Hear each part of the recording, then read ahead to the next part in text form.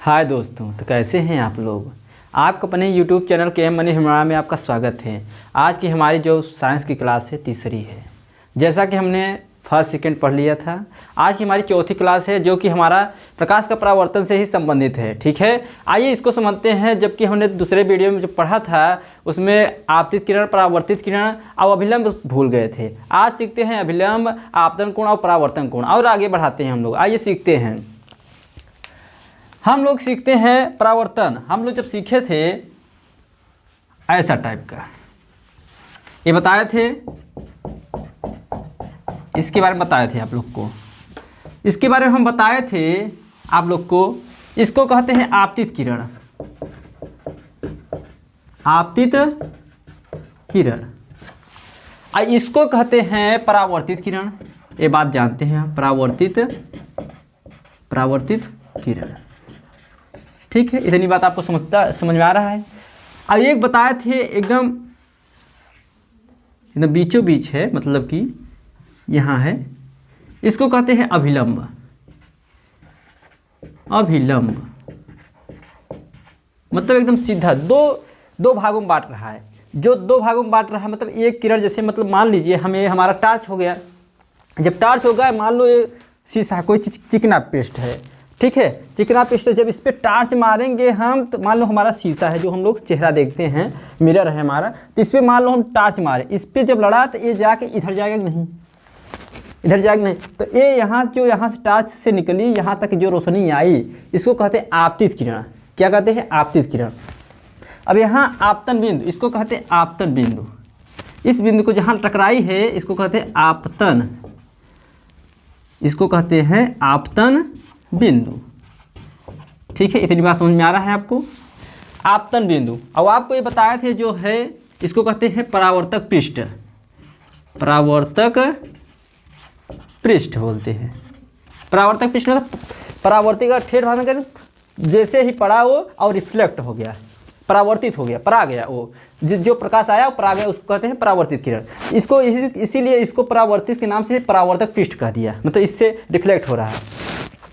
अब ये जो यहाँ से टकराने के बाद जो प्रकाश इधर लौटी है उसको कहते हैं परावर्तित किरण कहते हैं। क्या कहते हैं? परावर्तित किरण।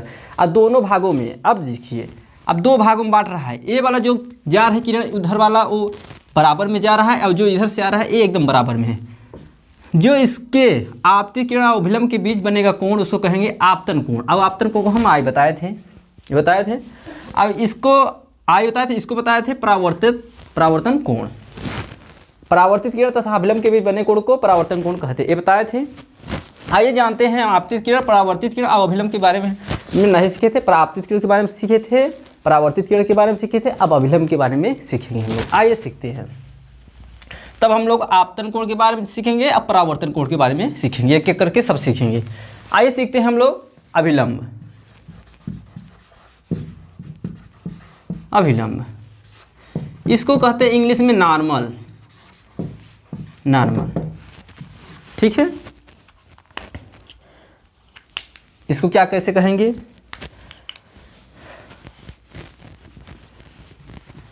आपतन बिंदु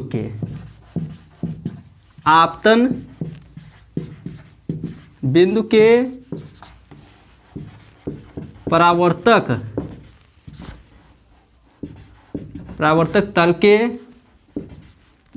तल कहो चाहे बिंदु कह दो।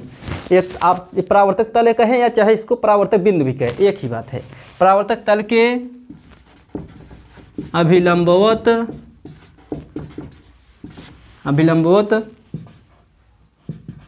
तल को अभिलंब कहते हैं। ठीक बात है, इतनी बात समझ में आया आपको। ये अभिलंब क्या होगा परिभाषा। ठीक है, अब आप सीखते हैं आपतित किरण सीख गए, परावर्तित किरण सीख गए, अब सीखेंगे अभिलंब तो सीख गए हम लोग। अब सीखेंगे आपतन कोण। जो इधर जो कोण बन रहा है, जो आई है, इसके बारे में सीखेंगे हम लोग। इसको कहते हैं आपतन कोण, और जो इधर का है कोण उसको कहते हैं परावर्तन कोण। इसके बारे में सीखेंगे। आइए सीखते हैं हम लोग आपतन कोण। आपतन कोण। ठीक है, आपतन कोण। आपतन कोण सीखते हैं। आपतन कोण इसको कैसे कहेंगे? आप देखिए समझिए, ठेठ भाषा में समझिए। आपतित किरण अभिलंब, ये अभिलंब है हमारा, जो ये सीधा लाइन है इसको कहते हैं अभिलंब। दोनों मतलब कि आपतित किरण और परावर्तित किरण को दोनों को विभाजित कर रहा है, दोनों भागों में बांट दे रहा है, इसी को कहेंगे अभिलंब। तो कैसे इसकी परिभाषा एकदम सही सिंपल सा है, आपतित किरण तथा अभिलंब, आपतित किरण अभिलंब के बीच बने कोण को आपतन कोण कहते हैं। इतनी बात समझ में आए, ये लिख दे रहे हैं यहाँ पर आपतन कोण, आपतन कोण, ठीक है। तो लिख देंगे इसकी परिभाषा, आपतित किरण तथा अभिलंब के बीच बने कोण को आपतन कोण कहते हैं। इतनी बातें आपको समझ में आ रही हैं, ठीक है। मतलब कि आपतित किरण तथा अभिलंब के बीच बने कोण को आपतन कोण कहते हैं, ठीक है। इतनी बात समझ में आया है आपको। अब आपतन कोण किससे व्यक्त करते हैं, ठीक है। ये अदिश राशि है कि सदिश राशि, इसका मात्रक क्या है इसके बारे में सीख लेते हैं थोड़ा। चलिए पहला पॉइंट ले लेते हैं, आपतन कोण। आपतन कोण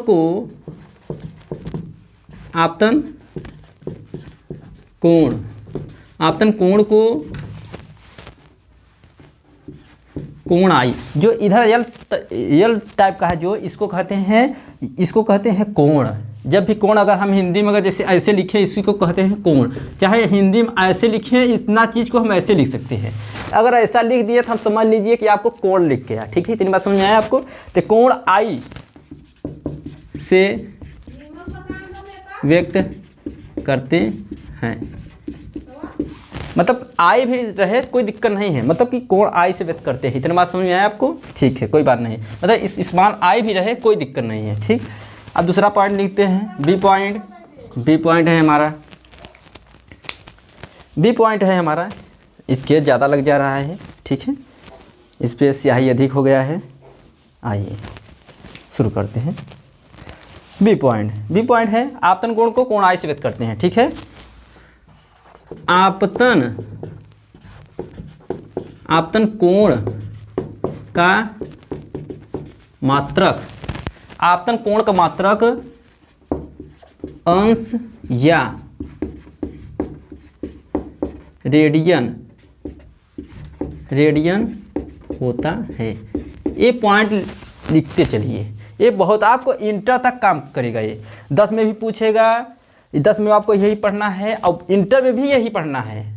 तो ना सोचे कि हम क्या कहते हैं 10 में है तो हम इंटर के लिए नहीं पढ़ेंगे। मतलब ये 10 में पूछेगा आपसे, इंटर में भी पूछेगा, मतलब 10 पढ़ लिए तो अब इंटर में जाएंगे तो नहीं पढ़ना पड़ेगा, इसको पढ़ना पड़ेगा आपको, ठीक है। आपतन कोण का मात्रक अंश या रेडियन होता है। आप जितना भी कोण हो समझिए, अब बात समझ लीजिए। अगर आपको कोण नाम आ गया, उसको समझ लीजिए उसका मात्रक अंश या रेडियन होता है। इतना बात समझ लीजिए कि कोई भी कोण आ गया, न्यून कोण, अधिक कोण, ठीक है, आपतन कोण, परावर्तन कोण, जितना भी कोण आ जाए उसका मात्रक हमेशा याद रखिए अंश या रेडियन होता है, ठीक है। अभी परावर्तन भी पढ़ाएंगे हम, परावर्तित किरण जब पढ़ाएंगे, परावर्तन कोण के लिए भी बताएंगे हम लोग, आपको बताएंगे उसका भी मात्रक अंश या रेडियन होता है। मतलब जितना भी हमारा कोण होता है उसका मात्रक अंश या रेडियन होता है, ठीक है। आइए सी टाइप सब समझते हैं, लिख देते हैं। इतना मत समझ आया आपको, सी लिख देते हैं।